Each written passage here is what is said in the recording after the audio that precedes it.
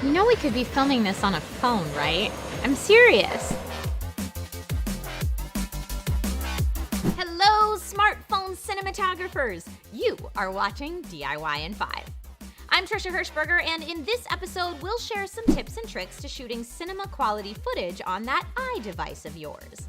For those of you rocking something other than an iOS device, don't forget to subscribe and check out our other smartphone photography and videography videos.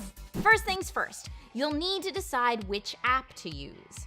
The stock app Apple gives you is great in its simplicity, but it will limit some of your video settings. If you want access to higher bit rates, different frame rates, or other pro-level features, then do not use the default app. Try Filmic Pro, which gives you access to all the power of the iPhone camera.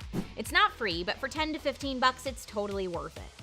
As a bonus, if you get an app like Filmic Pro, you can do things like lock your autofocus and set white balance separately.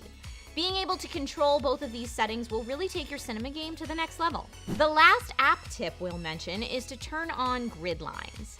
Simply making sure you're paying attention to the rule of thirds, or even just checking that your horizon line is level, are small but very important tips to improve your composition. Now, this one may seem obvious, but some folks can use the reminder. If you're looking to shoot video in a pro style on your phone, make sure to shoot horizontal. I'm begging you. We're not trying to use the latest snap filters with this tutorial. As long as TVs, movie theaters, YouTube, or whatever your entertainment screen of choice is horizontal, you'll need to make sure you're shooting to match. Another thing you might forget about when shooting video on your phone are those pesky notifications. Nothing ruins a shot quicker than a 15-person text chain trying to decide on dinner. Cheesecake Factory is fine. Put your phone in airplane mode and keep those fusion food and farm-to-table discussions on hold. Side note, no one likes 15-person text chains. Just don't do it. Don't be that guy. What, am I alone in this? Our last topic to mention is that good video principles still apply when shooting iPhone videography.